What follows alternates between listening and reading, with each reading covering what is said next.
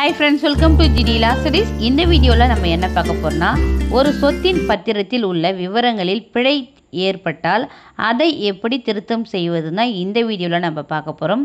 இப்போ ஒருத்தர் ஒரு லேண்டை வாங்குறாரு. அந்த லேண்டை வாங்கி ரெஜிஸ்ட்ரேஷன் பண்றாரு. அந்த பத்திரத்துல ஒரு சில பிழைகள் ஏற்படுறது. அந்த பிழையை நீக்க முடியுமானா கண்டிப்பாக நீக்க முடியும். அதற்கான வழிமுறைகளை தான் இன்றைக்கி வீடியோவில் நம்ம பார்க்க போகிறோம். வீடியோக்குள்ளே போகிறதுக்கு முன்னாடி இந்த சேனலை இன்னும் சப்ஸ்கிரைப் பண்ணாமல் இருக்கீங்கன்னா மறக்காமல் சப்ஸ்கிரைப் பண்ணிவிட்டு கூடவே இருக்கிற நோட்டிஃபிகேஷன் பெல்ல ஆல் கொடுத்துங்க. நான் போடுற வீடியோஸ் எல்லாமே உங்களுக்கு நோட்டிஃபிகேஷனில் ஷோ ஆகும். வாங்க வீடியோக்குள்ளே போகலாம்.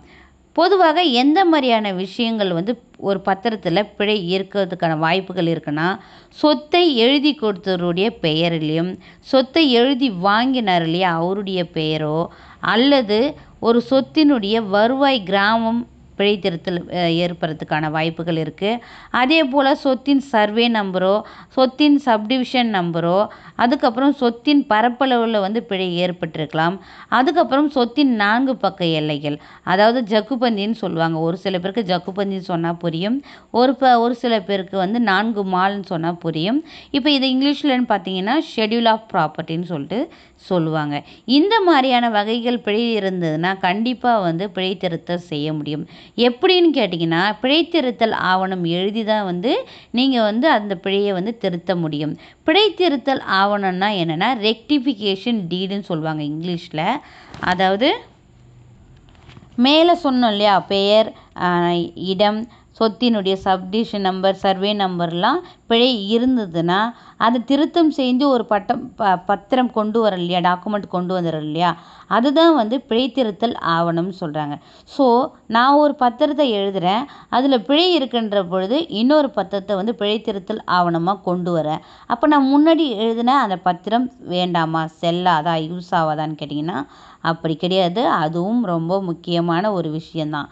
நீங்கள் முன்னாடி எந்த பத்திரத்தை எழுதுறீங்களோ அந்த பத்திரத்தில் இருக்கிற பிழையை திருத்தி தான் இன்னொரு ஆவணத்தை நீங்கள் உருவாக்குறீங்க பொழுது அதற்கான மூலதனமான ஃபஸ்ட்டு பத்திரமும் வேணும், ரெண்டாவது நீங்கள் பிழை திருத்தம் செய்த பத்திரமும் வேண்டும். ஸோ 2 பத்திரமுமே முக்கியமான ஒரு விஷயம்.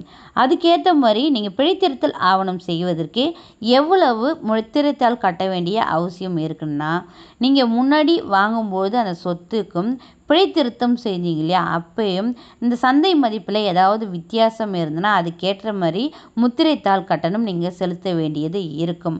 அப்படி எதுவும் பெரிதாக வித்தியாசம் இல்லை என்ற பட்சத்தில் நீங்கள் முத்திரைத்தாள் கட்டணம் கட்ட வேண்டியது இல்லை. பொதுவாக பார்த்தீங்கன்னா எழுதி கொடுத்தவருடைய பெயர், எழுதி வாங்கியவருடைய பெயர், இந்த ஜக்குபந்தின்னு சொல்கிறாங்களே, இந்த மாதிரி விஷயங்களில் பிழை ஏற்பட்டிருந்தால் அதுக்கான சொத்தின் மதிப்பில் வித்தியாசம் எதுவும் வராது. ஸோ முத்திரைத்தாள் கட்டணம் கட்ட வேண்டிய அவசியம் இல்லை. ஆனால் சொத்தினுடைய பரப்பளவில் பிழை இருந்தால் அதை திருத்தம் செய்தால் அதற்கு கண்டிப்பான முறையில் முத்திரைத்தாள் கட்டணம் சந்தை மதிப்பு அளவுக்கு முத்திரைத்தாள் கட்ட வேண்டிய அவசியம் இருக்கும். சரி, இது எல்லாமே ஓகே. யார் இந்த பிழை திருத்தத்தை செய்வாங்கன்னா, நீங்கள் யாருக்கிட்ட வாங்கினீங்களோ எழுதி கொடுத்தவர் கண்டிப்பாக பிழை திருத்தம் செய்வதற்கு வர வேண்டும்.